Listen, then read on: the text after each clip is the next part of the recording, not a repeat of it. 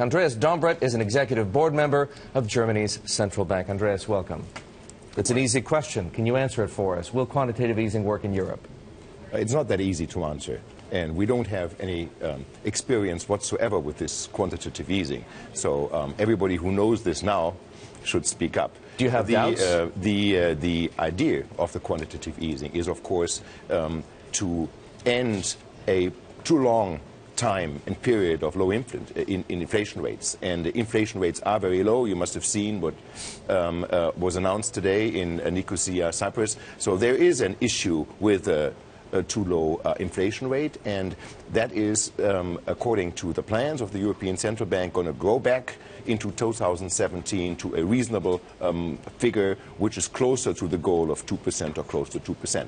And this is, at the end of the day, is the judgment of whether this QE works or not, if we get the inflation rate up or not. The proof is in the pudding, in other words. The proof is always in the pudding for every program, but let me be very clear. Quantitative easings in Europe cannot be compared to quantitative easings in the United States. There are different things. We have a monetary union, and there are side effects, as always. But we're going to start on Monday, and we will have to see how this develops. When you talk about side effects, what are you most concerned about?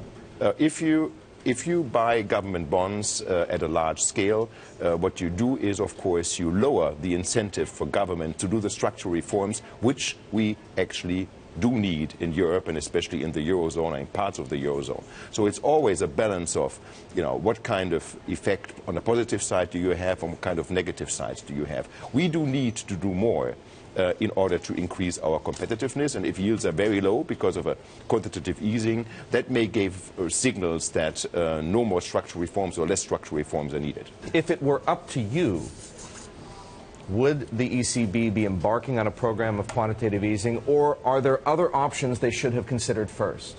It is not up to me, just to be very clear. Of course, it's a condition. And, it is a decision of the Governing Council, and the decision has been taken. What are the unintended consequences of low interest rates? Here we have concern that this search for yield is sending investors into asset classes they just shouldn't be in. That's a very good point. I agree with that. And especially in the German banking market, for that argument, we do have a situation that we are very much depending on the interest rate margin in Germany, because we have a lot of savers, and savings accounts are a big portion of what German savers do. And this is why the low interest rates are having a big effect on the German banking market and on its profitability. And then the search for yield is always the most logical thing to do, and we don't encourage that, because you would be investing in asset classes you wouldn't like. The German Bund is very low, and interest rates on a 20-year mortgage for German real estate is round about 2%. So you can imagine that now people are considering buying real estate in Germany who would normally not do that. And we always encourage investors as well as bankers not to do any deals they wouldn't be doing just because interest rates are low. But they don't have a choice, right? But what else are they going to do? They need the returns. Yeah, but it's always an issue of sustainability of profitability. You have to look at it medium and long term, and not short term. And if you do investors even do that anymore? It would be my advice, and it's everybody's advice from a central bank point of view. So you have to look at the medium to long term perspectives and at sustainability of profitability rather than on short-term gains. One of the other differences between quantitative easing, that experiment here in the United States, and what the ECB is about to embark upon, is that many bond yields in Europe right now are negative. Yes. So here we started with a much higher yield and the potential to have that much more of a stimulative effect as a result. Does it make sense for the ECB to be buying bonds with negative yields? I'm not going to discuss or argue whether or not it makes sense. There is a decision to start on Monday, and the Bundesbank will also go through with that program as every other country and member of the Eurozone. You mentioned that one of the unintended consequences is that governments may not be as willing to undertake structural reform. Let's talk about Greece for a moment. Greece is widely acknowledged to be the weakest member of the Euro group, economically speaking. Do you worry that this new Greek government will be that much less willing to undertake the reforms it has promised? It promised just last week, as a result of the fact that the ECB is beginning quantitative easing. No, apparently and as we all know, a deal has been struck between the Eurogroup, the finance ministers of the Eurozone, and the Greek government. Now, this will give us a certain period of time, up to 4 months, in which we can see whether or not there is the possibility to agree on a new program.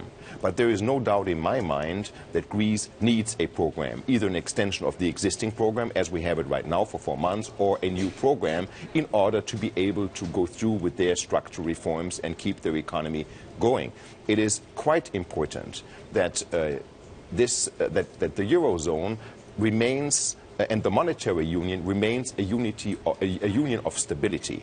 And that's why it is impossible to go back too much from the existing program. There should be some correlation of the program which is in place and which has been extended and a future program, but it's not for me to negotiate. There is the clear understanding in the euro area that we have to be in solidarity with Greece, but solidarity is always a two-way street. How much room do you believe Europe is willing to give Greece? Greece wants to post much smaller primary surpluses.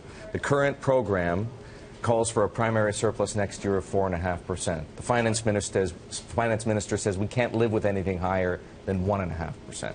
Yeah, I'm not part of the negotiation. I work, just to remind you, for the central bank. No, I realize that, but you have a sense of what Europe is and isn't willing to do. What is really important is that Greece gets its economy back on a competitive level and has structures which are competitive. And for that, you need to do certain things. And I would hope that in any reasonable program, this will be reflected. That's a fantastic idea. But realistically, do you think Greece can and will do that? I can tell you that on the financial side of things, Greece has made great efforts over the last 5 years and has improved its fiscal position over the past 5 years, and nobody would have been able to forecast that 5 years ago. So the progress has been there, but there is no alternative to coming back to a competitiveness structure in Greece, and there is no alternative to structural reforms in Greece in order to regain access to the capital markets. Well, at some point. It makes sense that if you were a member of the Greek government, which you're not, that you would be pushing for as much as you can get.